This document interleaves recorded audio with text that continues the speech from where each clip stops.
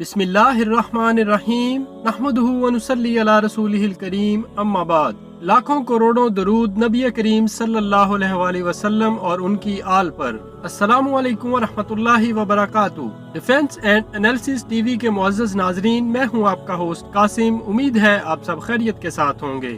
آج ہم آپ کی خدمت میں لے کر آئے ہیں انتہائی دلچسپ معلومات۔ گزشتہ ہفتے سے پی ٹی وی ہوم پر نشر ہونے والے مشہور ترکش ڈرامہ سیریل ارطغرل غازی کی زندگی، ان کے خاندان اور ان کی اولاد پر مبنی ایک معلوماتی ویڈیو۔ دلچسپ بات یہ ہے کہ سلطنت عثمانیہ کی بنیاد رکھنے والے سلطان عثمان، جو کہ ارطغرل غازی کے ہی بیٹے تھے۔ Turkish drama serial Ertugrul Ghazi پر اب تک کافی ویڈیوز بن چکی ہیں، حتیٰ کہ ہمارے چینل پر بھی ارطغرل ڈرامے کی حقیقت اور معلومات پر مبنی ویڈیو آپ کی خدمت میں پیش کی جا چکی ہے، جبکہ پی ٹی وی ہوم پر بھی یکم رمضان سے قسط وار ڈرامہ ارطغرل غازی نشر کیا جا رہا ہے۔ لیکن آج ہم ان تمام ویڈیو سے مختلف معلومات، جن میں کائی قبیلہ ارطغرل غازی، ان کے بیٹوں کا کردار اور ڈرامہ سیریل میں دکھائے گئے ایک کردار بزرگ ہستی شیخ محی الدین ابن العربی اور سلطنت عثمانیہ کا قیام کب اور کیسے وجود میں آیا، اور وہ تمام پہلو تفصیل کے ساتھ آپ سے شیئر کریں گے۔ اب چلتے ہیں بلا تاخیر اپنے موضوع کی طرف۔ سورہ محمد میں اللہ تعالیٰ فرماتے ہیں، اے ایمان والو، اگر تم اللہ کے دین کی مدد کرو گے تو وہ تمہاری مدد کرے گا اور تمہیں ثابت قدم رکھے گا۔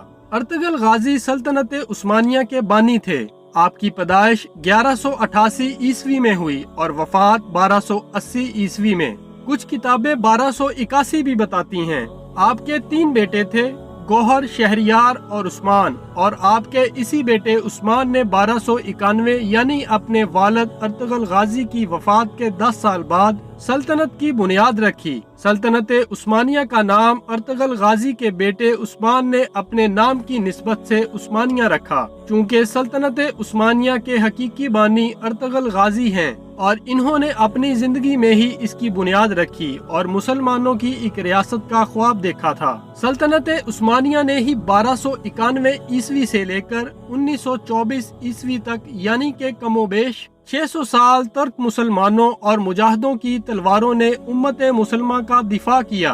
ارطغرل غازی کا خاندان وسطی ایشیا سے یہاں آیا تھا، اور ان کے جد امجد اوس خان کے 12 بیٹے تھے، جن سے یہ 12 قبیلے بنے، جن میں سے ایک کائی قبیلہ تھا جس سے ارطغرل غازی تعلق رکھتے تھے۔ آپ کے والد کا نام سلیمان شاہ تھا۔ ارطغرل غازی کے 3 اور بھائی تھے، سارم، زلجان، غلدارو۔ آپ کی والدہ کا نام ہائمہ تھا۔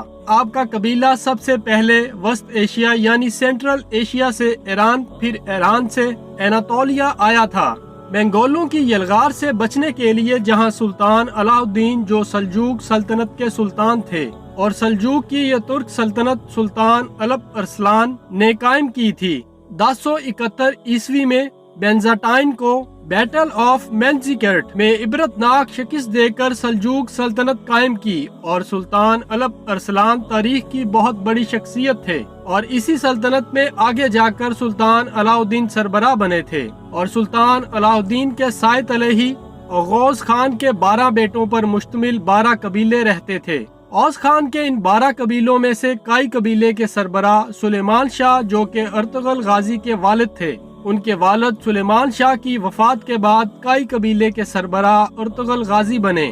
کائی قبیلہ ہجرت کر کے سب سے پہلے اہلت آیا، پھر اہلت سے حلب گئے۔ 1232 عیسوی حلب میں سلطان صلاح الدین ایوبی کے پوتے العزیز کی حکومت تھی۔ سب سے پہلے ارطغرل غازی نے العزیز سے دوستی کی، پھر سلجوق سلطنت کے سلطان علاء الدین کی بانجی حلیمہ سلطان سے شادی کی، جس سے آپ کے 3 بیٹے ہوئے۔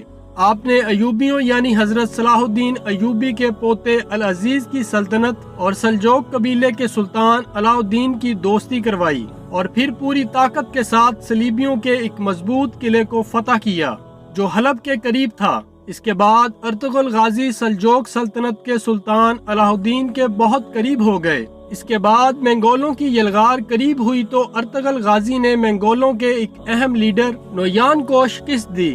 نویان منگول بادشاہ اگتائی خان کا بہت خاص اور قریبی سمجھا جاتا تھا۔ اگتائی خان چنگیز خان کا بیٹا تھا، جبکہ وقت کا ظالم بادشاہ ہلاکو خان اسی اگتائی کا بیٹا تھا، اور اسی ہلاکو خان نے عراق کے شہر بغداد کو روندا تھا۔ ارطغرل غازی اپنے قبیلے کو لے کر قسطنطنیہ کے قریب سوگوت آئے اور وہاں قیام کرنے کے بعد وہاں باستین کا ایک اہم قلعہ فتح کیا اور یہیں پر تمام ترک قبیلوں کو اکٹھا کر دیا۔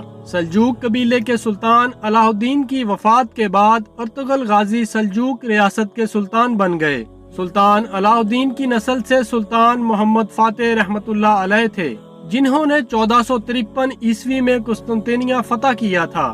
تاریخ میں ارطغرل غازی جیسے جنگجو بہت کم ملتے ہیں، لیکن افسوس کہ ہماری نسل ان کو اور ان جیسے دیگر مسلمان جنگجوؤں اور مجاہدوں کے متعلق نہیں جانتی۔ شاید ہم نے اسلام کے ان مسلمان جنگجوؤں کے متعلق پڑھنے کی زحمت ہی نہیں کی، لیکن اسلام کی سربلندی، امت کی یکجہتی کے لیے ہم اپنے defence and analysis T V کے پلیٹ فارم سے اسلامی معلومات اور مسلمان جنگجو اور سپاہ سالاروں کی شاندار فاتح پر مبنی معلوماتی ویڈیوز آپ سے شیئر کرتے رہیں گے انشاءاللہ۔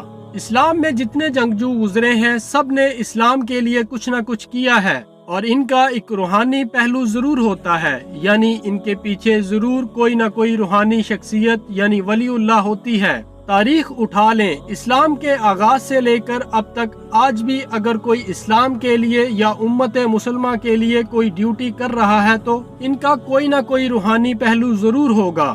مسلمان جنگجو ارطغرل غازی کے ساتھ بھی ایک روحانی شخصیت شیخ محی الدین ابن العربی رحمت اللہ علیہ تھے، جو اندلس سے ارطغرل غازی کی روحانی مدد کو پہنچے تھے۔ سورہ صف میں اللہ تعالیٰ فرماتے ہیں، اے ایمان والو، کیا میں تمہیں وہ تجارت نہ بتاؤں جو تمہیں دردناک عذاب سے بچا لے؟ وہ تجارت یہ ہے کہ اللہ تعالیٰ اور اس کے رسول پر ایمان لاؤ اور اللہ کی راہ میں اپنے مال و جان سے جہاد کرو، یہ تمہارے لیے بہتر ہے اگر تمہیں علم ہو۔ اللہ تعالیٰ تمہارے گناہ معاف فرما دے گا اور تمہیں ان جنتوں میں داخل کرے گا جن کے نیچے نہریں جاری ہوں گی، اور صاف ستھرے گھروں میں جو جنت عدن میں ہوں گے۔ یہی بہت بڑی کامیابی ہے، اور تمہیں ایک دوسری نعمت بھی دے گا جسے تم چاہتے ہو، وہ اللہ کی مدد اور جلد فتح یابی ہے، اور مسلمانوں کو خوشخبری دے دیجئے۔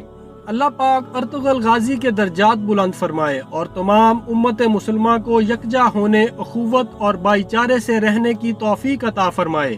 اللہ تعالیٰ امت مسلمہ کے اندر ارطغرل غازی، حضرت صلاح الدین ایوبی رحمت اللہ علیہ اور ان جیسے دیگر مسلمان جنگجو اور سپاہ سالار پیدا فرمائے۔ آمین ثم آمین یا رب العالمین یا رب المجاہدین۔ امید کرتا ہوں آپ کو یہ ویڈیو پسند آئی ہوگی۔ مزید ویڈیوز کے لیے چینل سبسکرائب کریں اور بیل آئیکن پر کلک کریں۔ افواج پاکستان پائندہ باد، اسلام اور پاکستان تا قیامت زندہ باد۔